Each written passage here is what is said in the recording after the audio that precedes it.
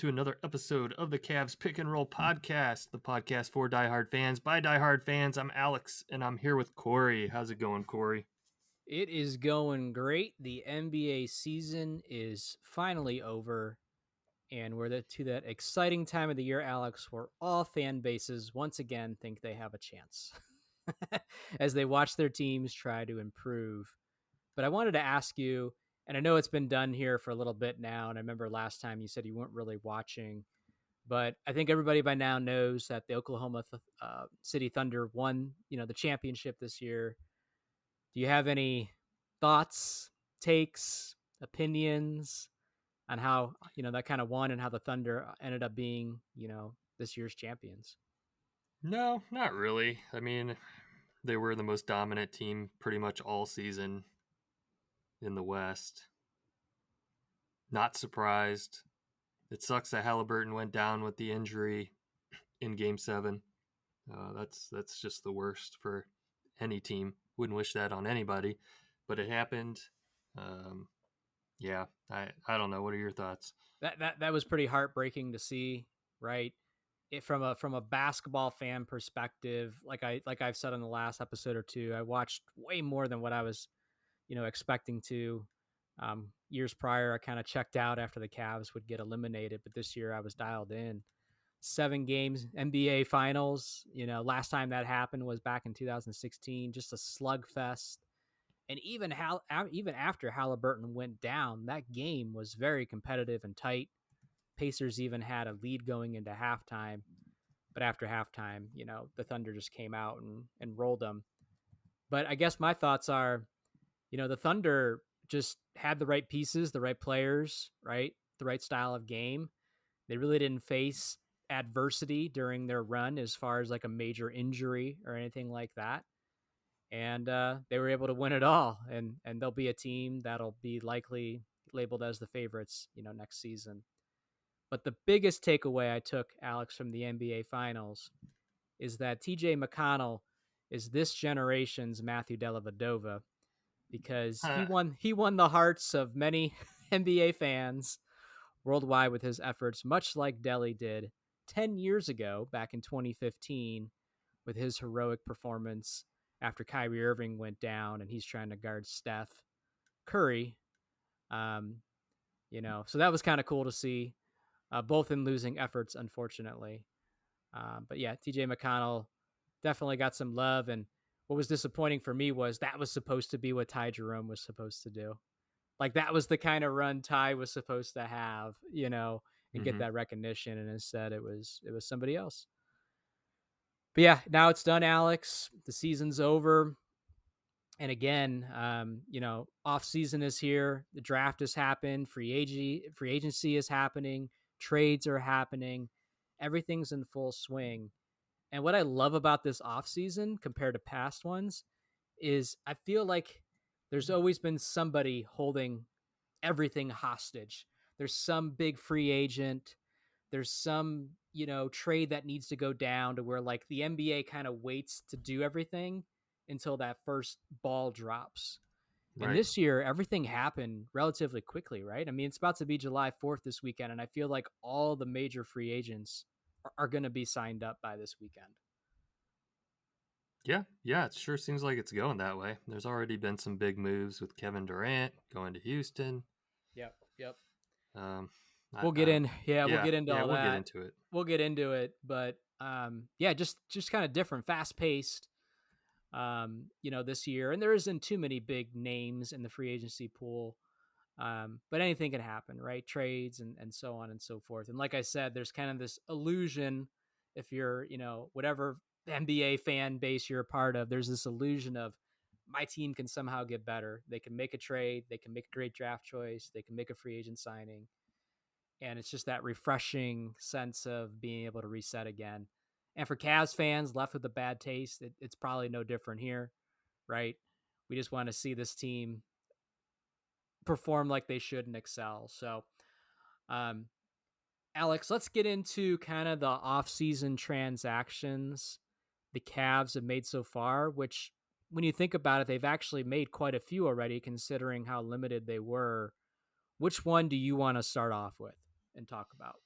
Well, I think we should start with what I think happened first, which was the Okoro trade. Okoro for Lonzo Ball. Man, I mean, straight up. yeah, straight up. No picks, no throw-ins, no just that was what was most wild to me because it's how often do you see a trade just straight up? But their salaries were close enough that it allowed it. And I don't know about you, Alex. Like that caught me, that blindsided me. Yeah, I didn't expect that at all. I mean, I thought for sure that Isaac Okoro could be moved and that he was likely to be moved. I did not see Lonzo Ball as a target at all. No, no, not at all, not at all. Yeah. And you start looking into him again, right? And you're like, crap, he's played 35 games in the last 3 seasons. That's right. He has those knees that just, have kind of wrecked his, almost half of his career now. He's been in the league 6 years.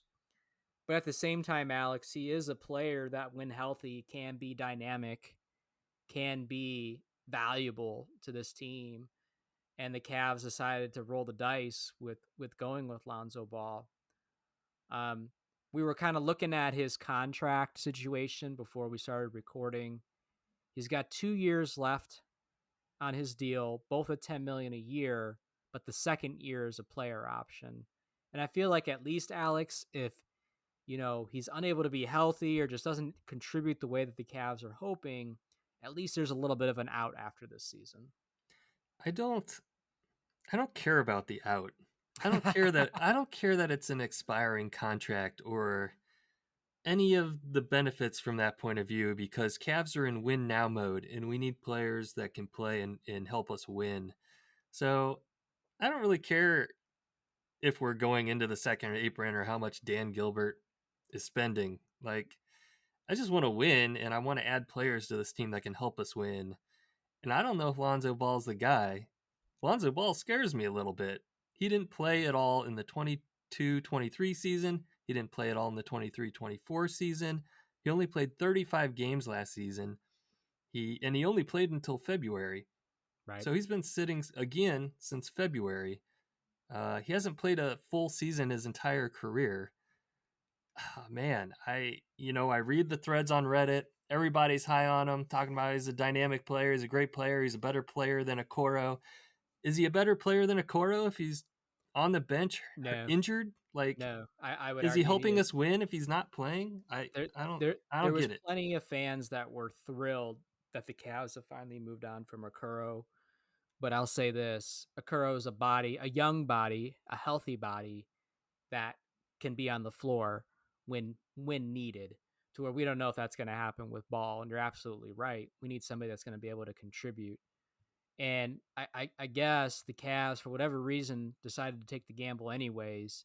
It's it's very high risk, but also has the potential to be high reward, because if somehow he magically is able to be around when it matters come playoff time and plays the way he is capable of, that could be a very nice piece. But yeah, Okuro at least was stable. He's had some injuries throughout his career, but nothing like what we're talking about with Lonzo Ball, right? Yeah, Um, it's high risk, high reward with Lonzo Ball. yep, We got lucky with Ty Jerome. Ty Jerome was coming off a significant injury the season before, where he only played for 2 games and then was out the entire season. yep. Maybe we'll get the same thing with Lonzo Ball. I don't know. It's tough to say. It's tough to say. Time will tell. There'll be a lot of eyeballs in that situation. But Alex, let's talk for a second about Okuro. He's drafted number 5 overall. I've seen plenty of people that label him as a bust as a result.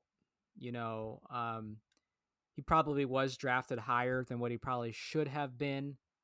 I don't remember that draft being a stellar draft though either. And he started to develop a little bit of a better shot from three, the last year or two, but he did never really blossom into that 3 and D, kind of player that we were looking for.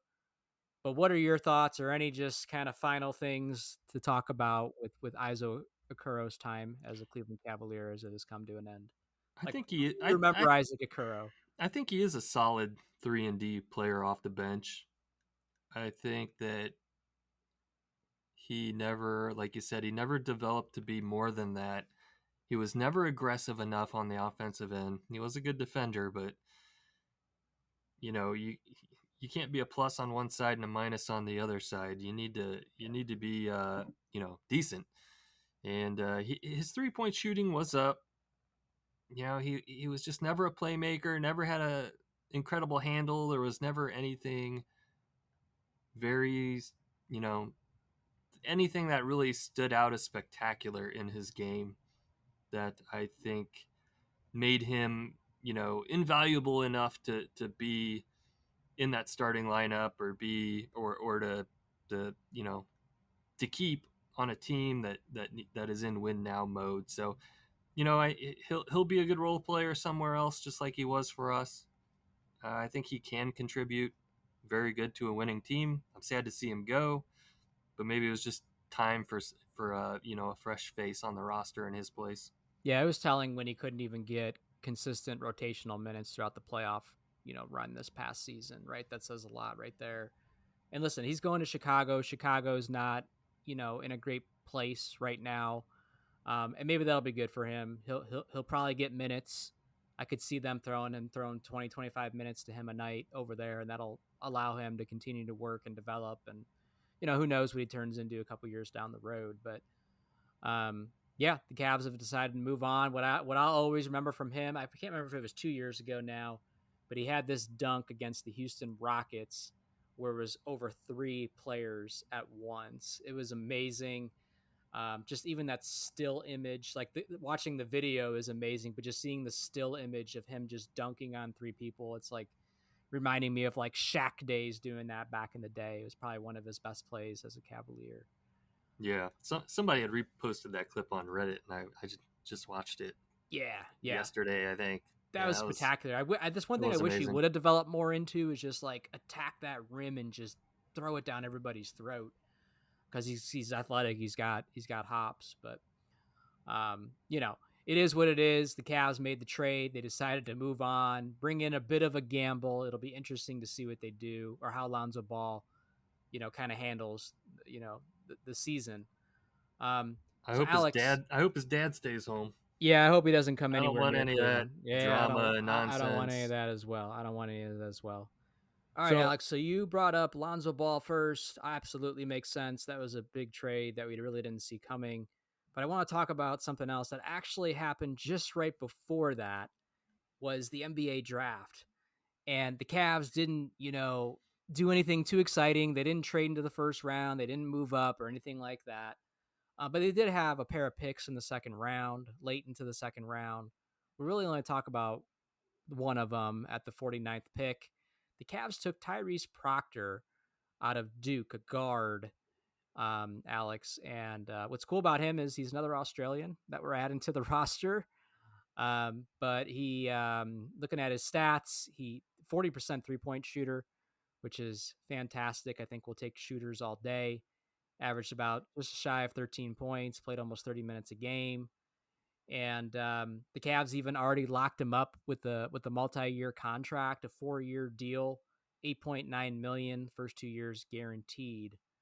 Um, have you seen anything on Proctor, or do you have any kind of thoughts on the Cavs, taking a guard there? I haven't really read too much about him. Just a little bit. I haven't really seen any clips or anything. I saw some like stuff from ESPN giving us draft ratings. They gave us A- for drafting Proctor.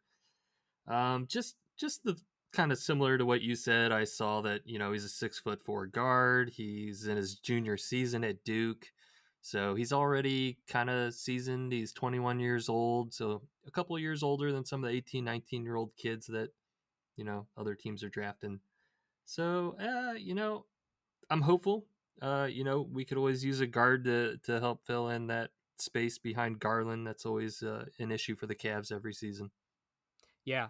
Yeah. And, after they took Proctor and then shortly after the draft, make this trade for Lonzo Ball, it kind of I it kind of spelled out the fate for Ty Jerome pretty quickly, right? Unfortunately. Um, and I guess let's talk about Ty next. Is I think he became easily a fan favorite last year. He was one of my favorite players to watch. I think you said that as well. Kind of just had a season that came out of nowhere and surprised a lot of NBA teams, a lot of NBA fans. And we knew because of our cap situation, there was a high risk of Ty Jerome not coming back. But the problem is, Alex, is it feels like the Cavs could have brought him back, considering Well, the contract he ended up landing with the Memphis Grizzlies. yeah, I feel like we're skipping over a key piece here, and that was that the Cavs signed Sam Merrill Yeah. to a 4-year, $38 million deal, so $9 million per year. So they traded for Lonzo Ball. They drafted Tyrese Proctor, another guard. They signed Sam Merrill. That, yeah, like how are we bringing Ty Jerome back now? Um, I don't know. I don't know what to think about it. Ty Jerome made a social media post that made it. I don't know. Did he directly state that the Cavs never offered him anything? I think that it kind of did, but there's Yep. rumors that we offered him something. I've read 10 million. I don't know how true any of this rumors are, but that we offered him 10 million, but he didn't take it. He took 9 million with the Memphis Grizzlies. I could see that he'll get plenty more playing time with the Grizzlies than he would with us, more than likely. But either way, it's disappointing. We could add Ty Jerome for 9 million. I'd take Ty Jerome over Sam Merrill all day. Tyrese I Proctor is a rookie. It's not like he's going to fill in that spot. Lonzo Ball, who knows if he's going to be healthy. I feel like we're leaving a huge hole here behind Garland. It's very risky. It's very Yeah, risky. very. And Ty Jerome, like, I'll say this: there's people that are mad at Ty Jerome and saying good riddance because he had a bad playoff series. He had a bad 5-game stretch, 6-game stretch, whatever it was. Well, guess what? So did a bunch of the Cavaliers in that series. It wasn't just Ty. But yeah, it was the worst possible time for him to basically not show up. But if we're willing to give this Cavs team, this core four, year 4 of the core 4 and trying to get over the hump, I'm going to give Ty Jerome more than a 5-game bad series. I would have brought him back all day for that and more. Yeah, Even though I know the Cavs couldn't really afford much more, but I mean, give me Ty Jerome over Proctor, Ball, Okoro, and Sam Merrill all together. Like, yeah. give me Like, him and some vet minimum guys, and I would have been more confident because you just said it, Alex. Like, Garland may not even be starting at the beginning of the season, right? Um, Maybe it's Lonzo Ball. I don't know, right? But you don't want Proctor to have to be in a situation where very early in the season he needs to all of a sudden, try to contribute. And yeah, there's Craig Porter Jr. out there, was a nice story, 2 years back when he filled in for Garland. But and maybe this is his season, his opportunity to try to take a jump if Ball isn't healthy or so on and so forth. Um, and then just call it the fact that Garland is undersized. I wouldn't call him injury prone, but it's like, man, out of all those guys, Ty Jerome felt like he was the most solid. He was the most consistent. I don't even know when Garland's going to play, and I have no confidence in the other 3 players we have behind him. So it's going right. to be an interesting season at that point guard position, I think. Yeah, man. I'm gonna miss Ty Jerome a lot. He was electric. Yeah, he could be streaky, but Sure. he was hot more often than not. Yeah. Like, he was always the instigator of the Cavalanche. Like, Yep. when Ty Jerome would go off, the game was over. He was hitting three after three after three. Once we got Hunter on the team, Ty Jerome and Hunter played so well off each other. You could put them, just the two of them together, with any other 3 guys on the court in the second unit, and they would still dominate the other team's, second unit. It was the difference maker, Yeah, right? He yeah, was part of it really was. he was the part of the reason why our bench was so much better than just about everybody else's bench in the league. And, what's crazy is, 10, 15, 20 years from now, we're going to look back, be like, oh, yeah, remember that one year we had Ty Jerome and he just went absolutely nuts? How did whatever happened? We lost him the For next year nine for million. 9 million for Sam Merrill and Lonzo Ball. Like, it's going to be, that one's going to hurt. And I said this to you, I think at work through like a team's conversation, whatever. But his time here feels very Ricky Rubio esque, in the sense that Rubio was here for a couple years, but he had the injury, and then when he came back, it wasn't really the same. It was only really that one year that he was like electric and kind of just took everybody by storm and by surprise, much like Ty did. And it's just crazy how both of those scenarios were kind of like a one and done. It's just unfortunate because Rubio was great with running Kevin Love and that bench group, just like Ty was great with running with Hunter and whoever else you throw out there. It's just, man, I don't know how in either one of those two situations we didn't capitalize on that better. I can't believe it. I still can't believe it. I'm so disappointed. Yeah. He was definitely my favorite player, throughout the season. I don't know how many games where he went off and I was just shouting Tysanity. Oh yeah. It He was wild. It was he awesome. It was like, he where did this guy come from? He came out of nowhere and he's playing like Michael Jordan out there. It's yeah, he's crazy. having 30-point games and Yeah. just jacking it up from 35 feet out, and just, man, he was fun. And the craziest part of it all is that the market for him was much lower than what I was anticipating.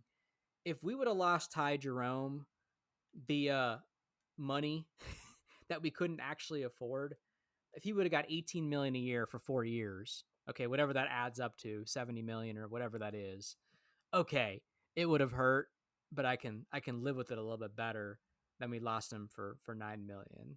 That's Right. Yeah, exactly. you know what I I mean. feel the And I'm same happy. way. Yeah. Sam Merrill, nice story. Last draft pick in that draft that he came out, and he's found his niche and his little role here in Cleveland, and love me a sharpshooter.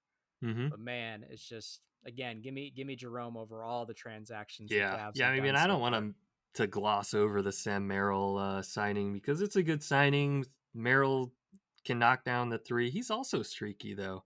Yeah, He's either hot or not. And if I had to choose a 3-point shooter between Merrill and Jerome, I would choose Jerome because I think his game has more facets to it than Merrill's does. Merrill is definitely just a 3-point specialist. Jerome right. had playmaking, 3-point. He had a good amount of playmaking ability. He was a great passer. Like he did a lot of little things and got other players involved. And I feel like Merrill's more of a one-trick pony. I still think he's great. I'm glad he's on the team, but Yeah, if I had to choose yeah. one or the other, I can't believe that we let Jerome walk away. Right. Yeah, and Jerome, another reason why he reminds me of Rubio too is both of them were capable of playing beneath the free throw line, and both of them played patiently, kind of at a different pace. Like Ty Jerome, like kind of just went a step slower than everybody else, which allowed him to take that extra second or so to wait for his defender to jump into the air and, make a little floater and be Mm-hmm. laughing and pointing at the bench the way back. Rubio used to do the same stuff. Go back and watch tape. He's backing down his defender. He does a turnaround spin move off the glass. Nobody can stop. It was very similar. Both could run an offense. Ty Jerome, I thought, was a better shooter, but man, it's just, Yeah. they remind me of each other a lot. And yeah, Yeah. it just sucks that Jerome's gone. I will say at least he went out west, to a team that I really can care. He's not over in New York or something like that, or Boston, or we're not going to see him 4 times a year or anything like that. But yeah, it Yeah, still Ty stings. Jerome had that Tony Parker floater down the middle, Yeah, the teardrop. Yeah, I love that. yeah. Yeah, like you said, he had the Euro step that was just a step slower, a step hitchy, that caught people off guard. Yeah, I'm gonna miss him. There's not I many love players like reminiscing that. about Jerome already. Yeah, yeah, yeah. Before I go to I bed, need I'm a gonna. Jerome jersey. I I, actually I, went to the Cavs shop to see if I could get a Jerome jersey super cheap. like maybe they're like super discounted on sale. They were sold out. Like the Jerome jerseys were sold out, That's funny at because least in the one colorway.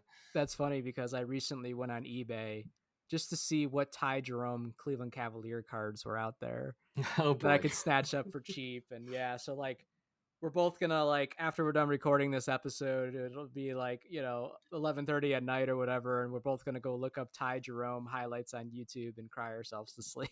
Yeah. Ah, but yeah. So and yeah, you brought up the Sam Merrill thing. That was another transaction that happened the same day the ball trade went down. And I was like, holy crap! Cavs making moves here, and I was happy for Sam too. Again, good story, but yeah, it is what it is, unfortunately. Um, Another move that the Cavs made just was it today or yesterday? Very very recent. Um, is bringing back a former Cleveland Cavalier, Larry Nance Jr. is Yeah. coming back for another stint with the Wine and Gold. Signs for the vet minimum. He is coming off of an injury as well. I can't pronounce it, so I'm not even going to attempt, Alex. But he only played 24 games last season. I've been in the league 10 years now, kind of bounced around to a couple different teams, right? The Lakers, the Pelicans. Last year was with Atlanta. Did 4 years with the Cavs prior. It might not have the same hops he did his first stint around. But when you learned of the Cavs making that signing, kind of what was your initial thoughts? You think it's a good signing, or you kind of just nah? Yeah, kind of just indifferent. Like I don't really know what he's going to add to the team. I think he'll play nicely alongside, other bigs, Mobley and Allen. Does this, kind of mark the sign of not bringing back Tristan Thompson? That's what I was thinking. Probably, but you know, Probably, who's and front? can Nance give you more production than what Thompson was able to give you? Meaning Thompson was never able to play, rotational minutes unless there was an injury or, there's some garbage games going on or something. It's one of the gaps I think on this team still. There's not much behind Mobley and Allen, right? You got Dean Wade, you got Hunter, I guess, but both of them I would say aren't true bigs, right? Um, Tristan was undersized. Larry Nance is undersized as well. But can Larry Nance give you more than what Tristan did? Meaning, can he play 10, 12 minutes a game and give Jared Allen a breather, on a consistent basis? Can he go grab 4 or 5 rebounds and get some garbage points? Like, if he could do those things, I think it's a great signing. I think it's a Yeah, great signing for a vet minimum, and it's a good story, with him being Larry Nance Senior's son, and a second stint and all that. It's better than some veteran that's 37, 38 years old, what about you know 43 years old? 43 yeah, Kendrick Perkins style or something like Chris Anderson. LeBron. If we could start going down all those signings that we made in the past, at least Nance has got a couple more years left on him. Granted, he's able to come back from that injury. Yeah, again, that's the thing again, right? Like taking a flyer on a player Yeah, coming off a big injury, a player that has battled injuries pretty frequently recently. It's just like Lonzo Ball. Like that's what's plagued us these past 3-4 seasons when we make our postseason runs or players getting hurt, and now we're putting all of our eggs in the basket of players that are hurt all the time. It's like, yeah. I mean, but man, at the same time, though, this is the reality when you're a good basketball team and have the salary that you do. You're stuck with having to take risks like this because you don't have 20 million to go out there and sign somebody that has a higher value. So, and I wouldn't say it's putting all their eggs in that basket because again, like Tristan and Nance, that's a wash in my opinion. Where the big risk is Ball and Jerome, obviously, because that production value most likely will not be on the chances of Ball coming back and having a Ty Jerome esque season after a major injury yet again are pretty slim to none, I would say. Um, So in that front, yeah, they're putting some eggs in a basket that maybe really doesn't make sense. But Larry Nance doesn't pose too much of a threat if that doesn't work out too great. It's vet minimum. He probably can still give you more than Tristan, though, is what I'm thinking. Yeah, I'm not going to argue that. I don't know if we're talking regular T-top Tristan or Tristan on PEDs because he was a pretty good player then. Yeah, But yeah. but yeah, I agree with your assessment there. Like, yeah, I'm glad he's back. It's all good. so so the last transaction the Cavs have made up until this point is with Luke Travers. They're bringing him back on another two-way contract. Travers was a nice story a couple years ago in summer league. Kind of came out of nowhere, had a great summer league, and earned up to this point. He's been in some NBA games. He played, I think, I heard 12 games last year for the Cavs. Still hasn't earned that rotational / important role in the team, but I don't have any problems with him bringing him back for another two-way contract. I don't know. I don't hear you really talk too much about him. Are you a Travers fan, or are you kind of just whatever until he can actually contribute?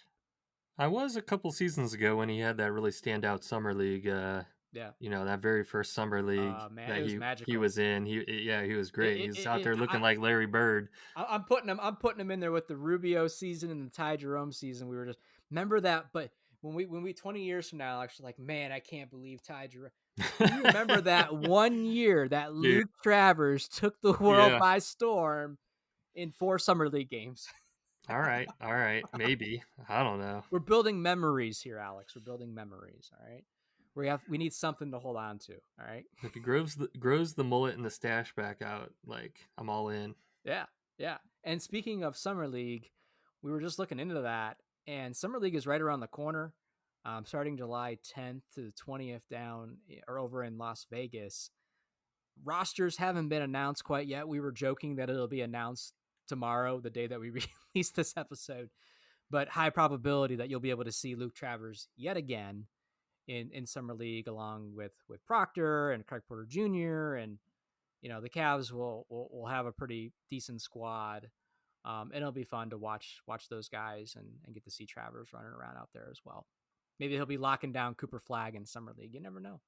Yeah, maybe. I hope so. That'd be awesome. Yeah, but I mean, I don't have any expectations. 2-way contract. He'll probably Yeah. play a lot on the in the G League. Yep. Yep. Exactly. So Exactly. it is what it is. So it feels like the Cavs have actually, when you look back at it, it's like, wow, they've made 4 or 5 kind of moves here. I feel like their offseason might be 90% done already. But with that being said, Alex, is there anything else you want to see the Cavs address position wise? Do you think that the Cavs should still try to make a splash trade? Or is it like, okay, I don't know what their roster situation is, if they have, another roster spot open or not yet. Um, but if they could do one more thing, what do you think it is? Is it just get another guy at the end of the bench and call it a day? Should they try to go for some home run or Hail Mary and try to shake things up I somewhere don't else I don't really know who's left out there that we could go after. that can contribute? Yeah, like Yeah, I don't either. I don't even know who's available, and with us being in the cap situation we're in, like what is the reality that we could actually get a contributor? I think the team that we have is the team, right now after these transactions is the team we're going into the season with. Most likely. Most likely. And I think that's okay. I think it's okay. There'll be tons of Cavs fans that aren't happy about that, right? Um, that are ready to shake it up, to not give the core four another year. And we talked about this on the last episode. Like, I wouldn't be disappointed if they shook things up there. But I also know that, hey, we dominated last year. We just unfortunately had a bad second round, and we're most likely going to be a very solid team again this year, bearing, the team is relatively healthy at the right times of the year. So they're still going to be a fun team to watch. And with these extra additions like Ball, like Larry Nance coming back, like Proc, Porter Jr. maybe giving an opportunity. Like, it'll be interesting to see, Sam Merrill maybe now gets a bigger, like, it'll be interesting to see what other players kind of potentially take advantage of that. And hopefully the Cavs can take, advantage of what they learned from last year, Alex, and finally apply it this year. Let me ask you this. Do you feel like the changes to the roster that we've made so far, do you feel like this team next season will be better than last season's team? No. Do you feel like the roster has improved? No.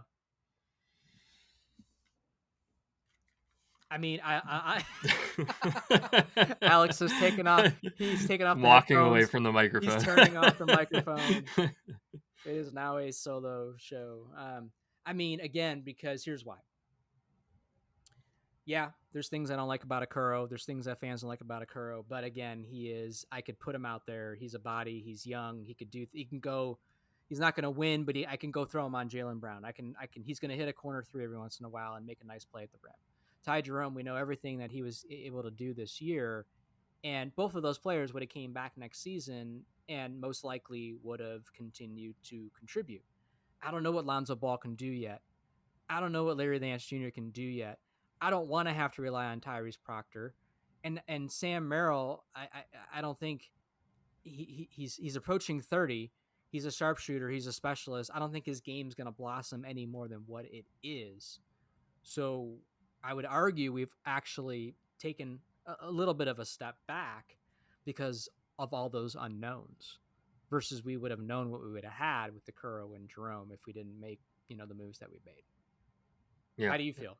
I mean, I agree. I to put it simply, we lost Okoro, we lost Ty Jerome, we gained Lonzo Ball, we gained Larry Nance Jr. Sam Merrill we had last season, he's a known quantity. Yeah. Tyrese Proctor's a rookie, he's not going to play.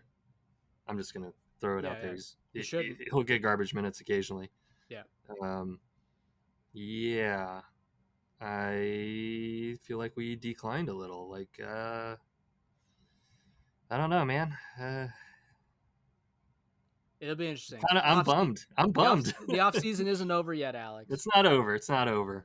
And there it's not are like some rumors. Are we going to talk about the elephant in the room? We are. All right. We are, because that's what's going to save us, Alex. That's what's going to save this whole thing. Are we talking about this? Wait a minute. I don't know if we're talking about the same thing now. Well, hell, you're wearing the guy's damn jersey. Go ahead and show it. Alex, drinking the Kool-Aid. Drinking the Kool-Aid. I feel like until LeBron James retires, it's going to be the same storyline every off season. And this year is no different, Alex. The media just grasp any straw they can. So LeBron has opted in to his $52.9 million player option, which I don't know if it's true or not, but somebody said has never been done before. He always does like a 1-and-1, and this is like the last year of his contract. It's, he's technically a free agent after, like, so the media is going wild.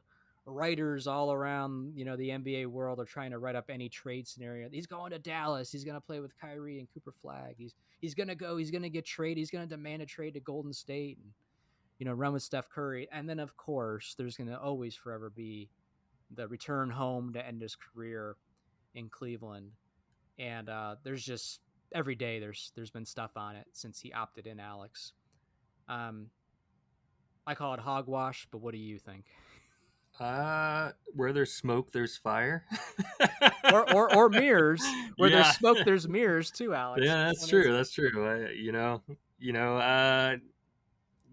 There's a recording. All right. Like, no, I'm not. No, there is. Like, you can look it up, right? So there's a recording of LeBron at dinner, and he's talking to his buddy, and he's saying something about what is it?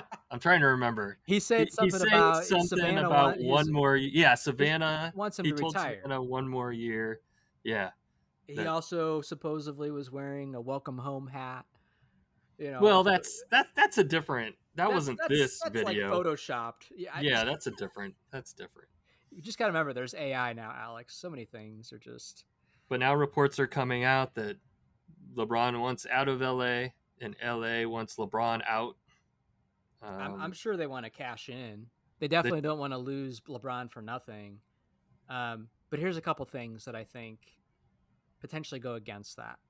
Um, unless it were to happen like now, if we get to the start of the season, sure, there's all the way up until the trade deadline. Until that trade deadline is gone and passed, everything will go away until the offseason next year when, oh, he's going to do it one more year. He's going to go to Cleveland or he's going to go sign wherever, right? But if Luka Doncic is actually in shape, like these Instagram videos show, and he's back to his form again, they just signed DeAndre Ayton today. So now they have a starting center. And Damian Lillard is available now and is linked to several teams, being the Lakers one of them. Yes, coming off of a season-ending injury, but what if he ended up out there? You know what I mean? And what if all of a sudden the Lakers aren't half bad to start that season? And I just wonder, is LeBron really going to demand out of there in that scenario? Like if he's going to do it, it has to be now, in my opinion. Or if the Lakers are going to do it, it has to be now. I don't know. It's interesting, but I also don't feel like it's real. I mean, are you going to move Garland, Allen, Max Struess, and whatever picks we don't have for the rest of this decade to go get LeBron for 1 year well, you potentially? wouldn't have to if they buy him out, which would be the They scenario, ain't, the likely Alex. scenario. I don't know, man. They're going to cash him in. What do you mean? They're going to Just want talent back. They're going to I don't want think talent so. back. DeAndre Ayton just got bought out. DeAndre Kevin Ayton. Durant got bought out. There, there's They're buying out $50 million contracts left and right in the NBA right now. I don't know if you waive LeBron James though. I don't know if that's how You they'll are go if he about says I want to leave, and if it. he Right. says what team he wants to go to. When in the history of LeBron James has he gone to a team that he doesn't want to go to? He does have a no trade clause, which he would have to waive, so he would have all the control in any kind of deal that went down, basically. LeBron would say, "Buy me out. I want to go somewhere else." That's all he's got to do.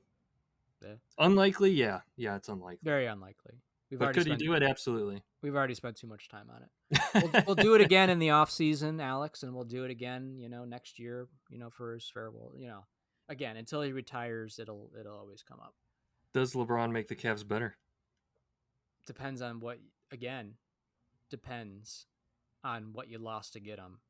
And although I would love to get him in your scenario, I mean now there's it's smoke and mirrors. It's not smoke and fire. That would be the ideal way to get him, right? We'll If you play have this to, clip back when LeBron's taking his farewell tour with the Cavs. yeah. I don't know. I there's still that argument, and maybe DeAndre Hunter fills that. It'll be interesting to see if Hunter still comes off the bench, next year. But the argument can be said, Alex. We have not had a true starting small forward, a reliable small forward since LeBron James. We've always just been kind of plugging in random players that we're never really going to have a chance of remotely securing that. I think Hunter can though. Yeah. Well, somebody had to play devil's advocate I here. know. I know he's in LA. He lives in LA. He's got his mansion in LA. He's playing with his son, which was his dream. Yeah. So, Yeah. very unlikely. Very unlikely. So let's get into some other big things that kind of happen around the NBA. You kind of said it earlier in the episode, and it was really the biggest ball to drop, I would argue, so far. And everybody knew it was coming. And this is one that I thought was going to drag out longer and what was going to kind of keep the rest of the NBA idle. But then it happened, Alex, on game 7 day of all days for the Kevin Durant trade to go down. And I didn't even realize that trades can happen while the playoffs were going on. The Indiana Pacers made a trade while they were in the finals with the draft pick. I'm like, I don't remember any other years where trades were going down during the finals. But Kevin Durant goes out to Houston. But what I want to get your take on real quick, or your opinion on what's interesting, is Phoenix had a conversation with Cleveland about Darius Garland. And when that first came out, it came out as like, oh, the Cavs offered Darius Garland for Kevin Durant. Like they were a wild card in that whole situation. And then, a couple days later, it comes out that Phoenix actually called the Cavs with interest in Darius Garland. And when the Cavs came back and said, well, it would not only take Kevin Durant, but also like draft picks or whatever. I think it was Windhorst said, Phoenix didn't like immediately because they say like, piss off and hang up the phone. So it was interesting to me to learn that Phoenix had the interest in Garland, seemed to be entertaining a Kevin Durant-esque type player for Garland, didn't hang up when the Cavs asked for even more, and that the Cavs were even in that, conversation without us initiating it. What was your thoughts when all that kind of came out? Like, to me, that was wild. It was wild that happened. It's definitely wild. And I would say, no, I don't want Kevin Durant. No. I especially don't want Kevin Durant and give up our only point guard on the team, right? Well, Like, the only scenario, because I was like that too, the only scenario where I could have bought into a little bit more is if somehow that allowed us to bring back Ty Jerome. Right? Now, Ty Jerome is capable of being a starting point guard, but he's going to be not in the top tier. He's not going to win against Ja Morant on a nightly basis. He's not going to win against Steph Curry. He's not going to outdo these guys. he was runner up for sixth man, but he could be serviceable. Yeah. Right. And it's like, maybe in a scenario like same thing with like Giannis, right? Like if they would have somehow got Giannis and it required moving Garland, but we got to keep someone like a Ty Jerome, and you got Giannis, Mitchell, Evan Mobley and Ty Jerome out there running around, and then plug somebody in. It's like, I could have bought into that. Giannis, I would have been interested in. Yeah. Yeah. You know what I mean? But yeah, that was just wild to me. Of course, he ended up with the Houston Rockets, who were already a pretty good team, and they've been doing some retooling here in their off season. I think they're going to be, they're going to have an interesting season, and most likely might run right back into the Thunder again next year in the playoffs. But that was definitely the biggest shoe to drop in the off season so far. What other ones jump out to you though, that kind of you took notice of either trade or free agency signing, anything like that? That was really it. Come the on, KD man. move. I just don't think you're paying attention to the news. Miles Turner, I guess. Yeah, that was huge, man. That because was a big one. That required the Bucks, waiving Damian Lillard, stretching out his contract. Damian Lillard is going to get paid $22.5 million, I think it is, for the next 5 years, Alex, to not play for the Milwaukee Bucks. Yeah. Think about that. Yeah. And here you are worried about LeBron's 50. That's way more. Or Ty Jerome's 9.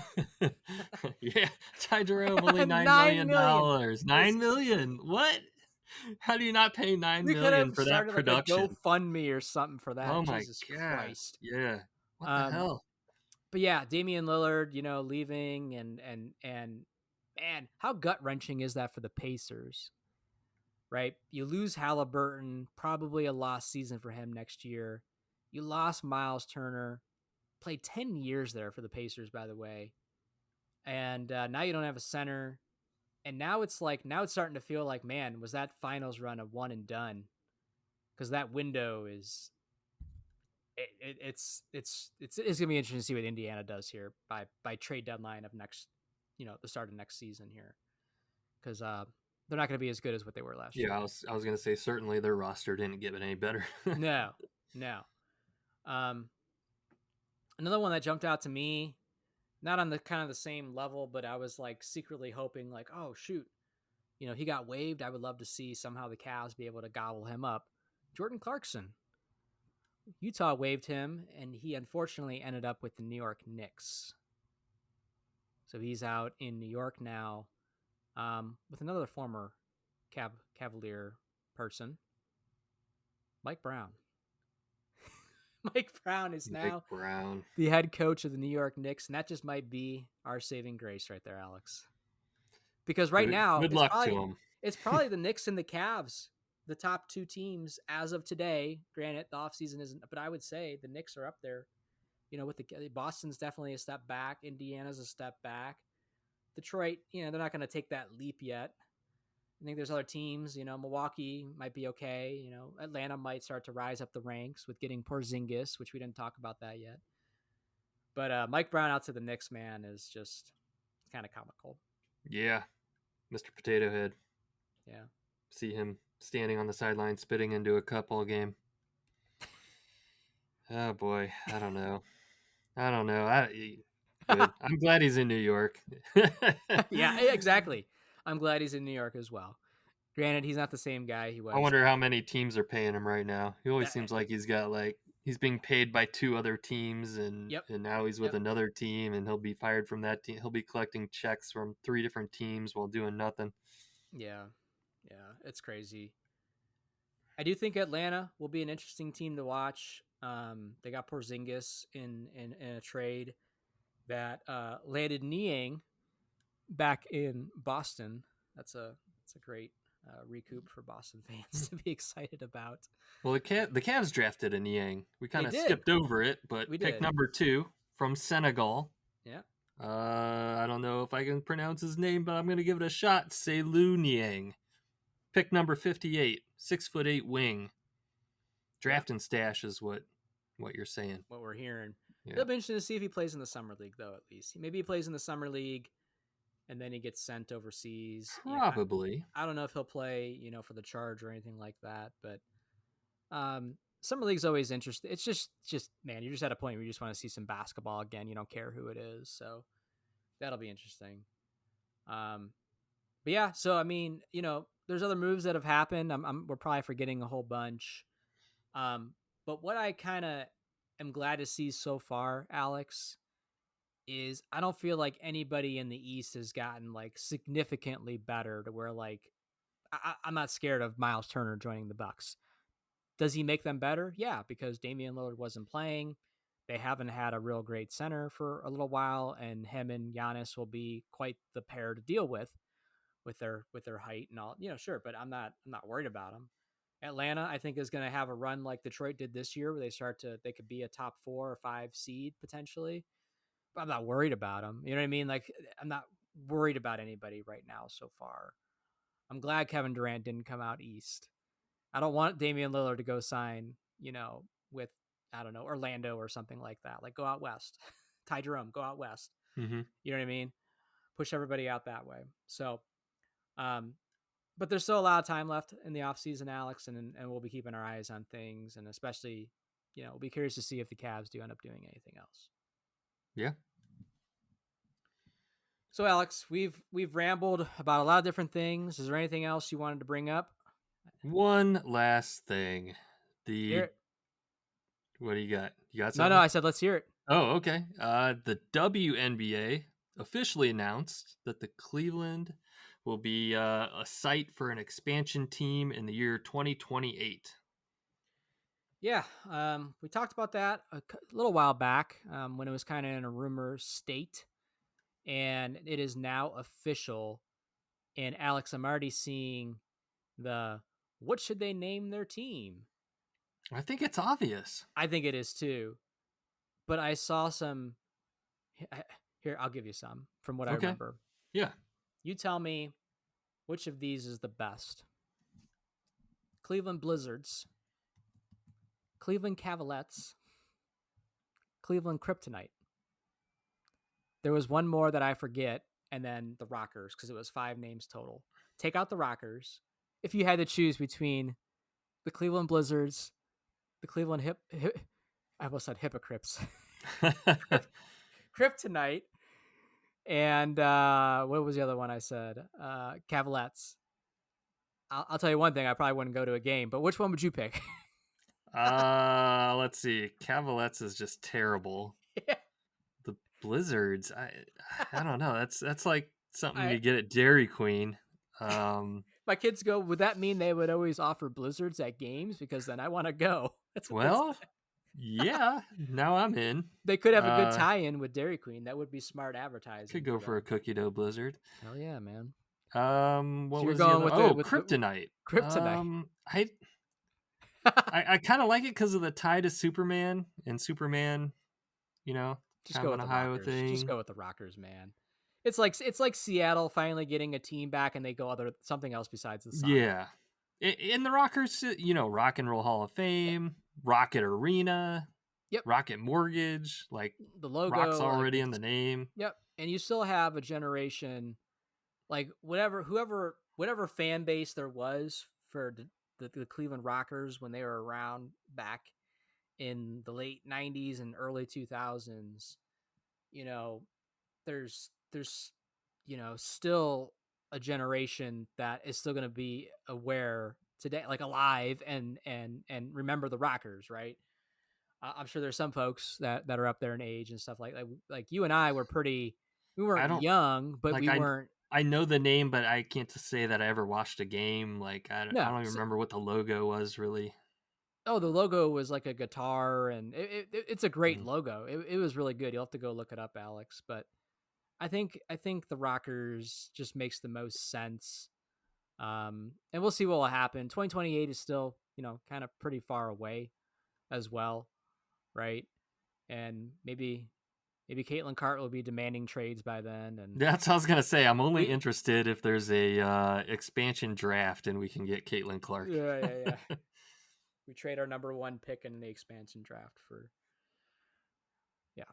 So, but yeah, that's hey, no complaints there, And that right? was a 3-city announcement. Cleveland was one of them. The other 2 was Detroit and Philadelphia. Yeah, there you go. There you go. So if you're a Cleveland getting WNBA fan, there you go. there you go. All right, Alex. This episode's been pretty long. Yeah. Let's go ahead and wrap it up. Want to thank you, Cavs fans, as always, for tuning in and listening. And Alex, let them know where they can follow us and connect with us. Follow us on Twitter at Cavs Pick and Roll. Shoot us an email, cavspickandroll@gmail.com. Follow us on Facebook, Instagram, Tumblr. Watch this episode on YouTube. Click like, subscribe, leave us a rating or review. We'd appreciate it. All right, Cavs fans, there it is. We will talk to you again soon. Peace out, Cavs fans.